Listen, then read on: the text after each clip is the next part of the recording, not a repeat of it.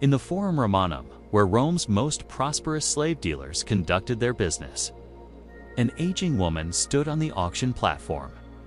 Her worn feet, marked by years of labor, bore the white chalk that identified her as imported merchandise. The placard hung around her neck listed her defects with brutal honesty: advanced age, diminished strength, chronic ailments. Behind her, younger women drew eager bids from wealthy buyers. She received no such attention. For a female slave in ancient Rome, youth meant value and age meant abandonment. Roman slavery claimed between 5 and 10 million people across the empire, and women comprised a substantial portion of this enslaved population. They labored in kitchens, workshops, and wealthy households. Their bodies were considered property under Roman law with no claim to personal rights or protections. Unlike their male counterparts, enslaved women faced dual exploitation as laborers whose productivity declined with age and as beings valued for reproductive capacity that diminished over time. When the years stripped away their usefulness, Roman society revealed its darkest calculations about human worth: the calculated withdrawal of medical care. Roman masters approached the health of their slaves through the lens of economic utility. An enslaved woman in her productive years might receive basic medical attention, not out of compassion, but because maintaining her capacity to work protected the master's investment. The agricultural writer Columella, writing in the 1st century, recommended specific food rations for slaves based on their output, treating human sustenance as carefully calibrated fuel for labor machines. But age transformed this economic equation. When strength faded and productivity waned, the financial logic that once justified minimal care evaporated entirely. Cato the Elder embodied this ruthless pragmatism. As Plutarch recounted in his biography of Cato, the statesman treated slaves like beasts of burden, using them to the uttermost and then driving them off and selling them when they grew old. This practice, Plutarch observed with clear disapproval, marked a thoroughly ungenerous nature that recognized no bond between human beings except necessity. The cruelty extended beyond mere neglect. Masters unwilling to bear the expense of caring for elderly or sick slaves resorted to abandonment as a cost-saving measure. By the mid-century, this practice had become sufficiently widespread to demand imperial intervention. The Tiber Island, home to a temple of Aesculapius, the healing god, became a dumping ground where masters left slaves they deemed too expensive to treat. Women who had spent decades serving their masters found themselves abandoned in this sacred precinct, left to die or recover on their own. Emperor Claudius finally addressed this horror around 50 CE, decreeing that slaves abandoned when sick or elderly would be granted freedom if they survived. The law further stipulated that masters who chose to kill such slaves rather than abandon them would face charges of murder. Yet this legislation revealed more than it resolved. The very need for such a law confirmed how common the practice had become. And the provision about killing versus abandoning suggested masters weighed these options as viable alternatives. For aging female slaves, medical abandonment carried particular cruelties. Women who had served as wet nurses, raising their master's children while their own offspring were sold away, received no gratitude when age diminished their usefulness. Those who had worked until their bodies broke from years of grinding grain, hauling water, or standing at looms found themselves cast out precisely when infirmity made survival most precarious. The brutality of the late-life slave market, when abandonment seemed too risky or legally complicated. Masters turned to the slave markets that operated throughout the empire. Rome itself maintained two major markets, one near the Temple of Castor in the Forum, another at the Scipe Julia in the Campus Martis. These commercial centers trafficked in human beings with the same casualness that other markets traded livestock. The sale of elderly slaves operated under specific market regulations designed to protect buyers, not the enslaved. The Edict of the Aediles required sellers to disclose any diseases or defects that might diminish a slave's capacity to work. For aging women, this meant public proclamation of their declining worth. The placards hung around their necks detailed chronic ailments, reduced strength, and advancing years. Sellers presented them openly on raised platforms so potential buyers could inspect them thoroughly, checking teeth like livestock, looking for signs of illness, and assessing the toll years of servitude had taken. According to Diocletian's price edict from 301 CE, which set maximum prices across the empire, female slaves commanded lower prices than males, even in their prime years. The edict valued skilled male slaves at the equivalent of 3 tons of wheat, while skilled females reached only 2.5 tons. For elderly women past their productive peak, values plummeted to almost nothing. Some masters, desperate to recoup any value from aging slaves, doctored them up to appear younger, hoping to deceive buyers into paying marginally better prices. The reality facing these women was grim. Buyers sought bargains, not compassion. An elderly female slave might end up purchased by someone operating a mill or workshop where brutal labor would finish what age had started. Others were sold to establishments where their remaining labor was exploited under harsh and degrading conditions, allowing owners to extract whatever small profit remained. Cato the Elder again exemplified the calculating coldness that governed these transactions. He recommended selling old slaves along with worn-out oxen and broken tools, categorizing aging human beings alongside damaged equipment.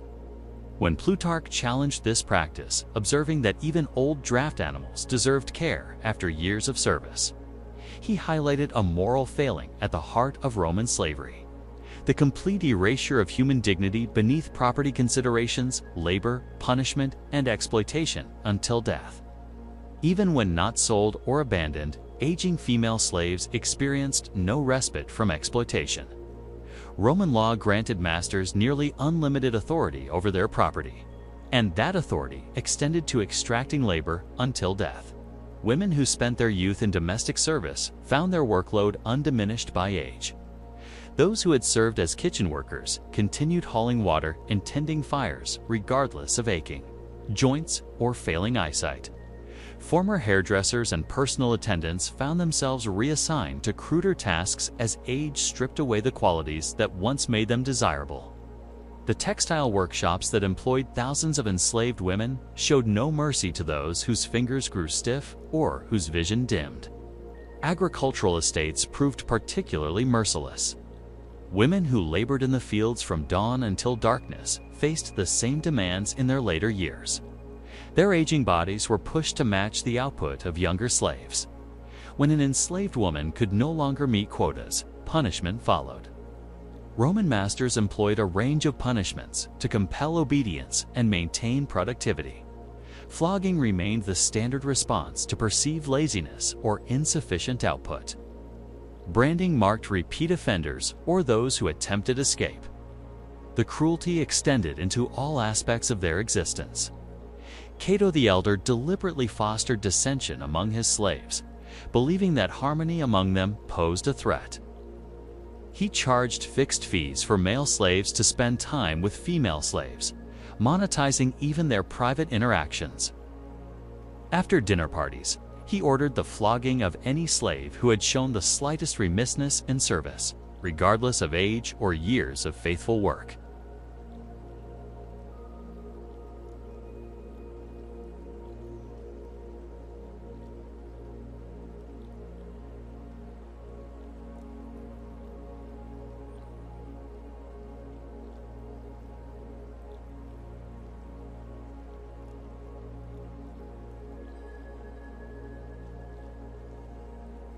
The denial of freedom and legal abandonment.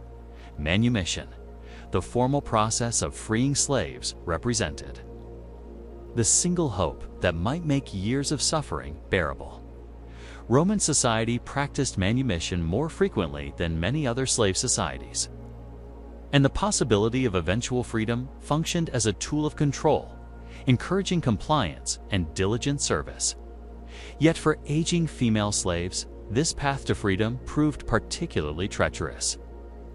The economics of manumission worked against elderly women. Masters often required slaves to purchase their freedom, setting prices that reflected the slaves' remaining productive years. A young woman in her teens or 20s with decades of labor ahead might negotiate manumission by promising years of service or accumulating savings from small earnings. But an aging woman whose productive capacity had diminished faced impossible calculations. Few would loan money to slaves with limited earning potential, and masters saw no incentive to free someone who had already given their best years. Augustus's marriage laws created a specific path to freedom for enslaved women who bore children.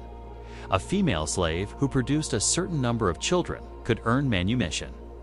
Yet this provision offered little hope to those already past childbearing age. The women who had spent their youth bearing children for their masters found that this reproductive exploitation yielded no freedom in their later years. The patron-freed-woman relationship also deterred masters from freeing elderly slaves. Upon manumission, the former master became the freed woman's patron, and she owed lifelong obligations of service and respect. For aging women with diminished capacity, these obligations offered masters little value. Why free an elderly slave who could provide minimal service when selling her or working her until death proved more profitable? Legal restrictions compounded these barriers. The Lex Alia Sentia, enacted under Augustus, placed limits on the number of slaves a master could free by will, creating administrative obstacles that masters could invoke when elderly slaves sought freedom. Perhaps most cruel was the practice of deathbed manumission. Some masters, like Pliny the Younger, freed slaves just before death as an act of mercy for women who had served faithfully for decades. This represented their only pathway to freedom, waiting until their master's final moments, hoping for a gesture of compassion that might never come. Even when granted, such freedom arrived too late to offer much beyond the dignity of dying as a free person rather than as property. Those who did achieve manumission in old age faced their own challenges. Freed women bore a compulsory relationship with their former masters, owing services and obedience that could be exploited.